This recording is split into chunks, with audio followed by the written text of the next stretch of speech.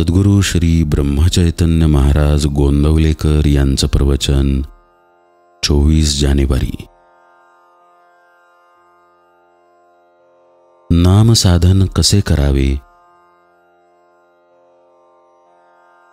नामाचे साधन कसे करावे? एखाद्या दगडावर पुष्कळ पाणी एकदम ओतले तर तो दगड नुसता भिजेल आणि पाणी निघून जाऊन कोरडा होईल। पण तेच पाणी थेंब थेंब असे एकाच ठिकाणी आणि अखंड पडत राहिले तर त्या दगडाला भोक पडेल आणि काही दिवसांनी दगड फुटूनही जाईल। त्याप्रमाणे केव्हा तरी पुष्कळ साधन करण्यापेक्षा अगदी अल्प प्रमाणात का होईना पण नित्यनेमाने ठराविक वेळी आणि शक्य तर ठराविक स्थळी जर नामाचे साधन केले तर ते जास्त परिणामकारक होते। जात्याला 2 पेठी असतात, त्यातले एक स्थिर राहून दुसरे फिरत राहिले तर दळण दळले जाऊन पीठ बाहेर पडते। पण जर दोन्ही पेठी फिरत राहिली तर दळण दळले न जाता फुकट श्रम मात्र होतात। माणसाचे शरीर आणि मन अशी 2 पेठी आहेत। त्यातले मन हे स्थिर आहे आणि देह हे फिरणारे पेठे आहे। मन परमेश्वराच्या ठिकाणी स्थिर करावे आणि देहाने प्रपंचाच्या गोष्टी कराव्यात। प्रारब्धाचा संबंध देहापर्यंतच असतो। प्रारब्धरूपी खुंटा देहरूपी पेठ्यात बसून तो त्याला फिरवतो आणि मनरूपी पेठे स्थिर असते। देह प्रारब्धावर सोडावा आणि मन भगवंताच्या स्मरणात स्थिर ठेवावे। याहून नामाचे साधन दुसरे काय? हे साधन अमक्यालाच साधेल असे नाही, ते कुणालाही साधेल। गरीबाला गरिबीचे दुःख होते म्हणून साधत नाही, तर श्रीमंताला पैशाचा अभिमान आणि लोभ असतो म्हणून साधत नाही।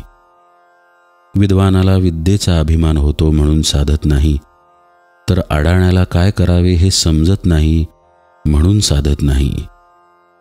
सारांश, वृत्तीने कितीही साधन केले, कितीही नामस्मरण केले तरी कधी समाधान होणार नाही। नीतिधर्माचे आचरण, शास्त्रशुद्ध वर्तन, शुद्ध अंतःकरण आणि भगवंताचे स्मरण इतक्या गोष्टी असतील तरच साधक शेवटपर्यंत पोहोचेल आणि शेवटपर्यंत तो पोहोचला तरच फायदा। घरी पोहोचल्यावर पत्र लिहा असे म्हणतात, त्याचा अर्थ हाच। प्रपंच करत असताना वाईट विचार मनात येतात, त्याचप्रमाणे परमार्थ करत असतानाही वाईट विचार आले म्हणून घाबरण्याचे कारण नाही।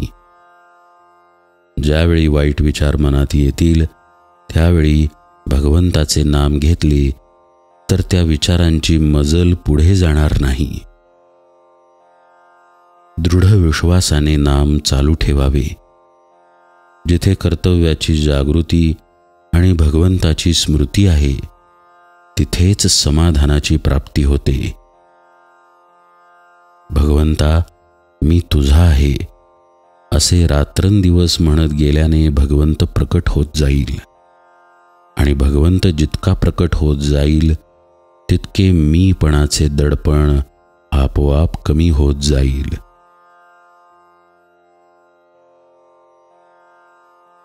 प्रारब्धाची व ग्रहांची गती देहापर्यंतच आहे। मनाने भगवंत भजायला त्यांची आडकाठी नाही।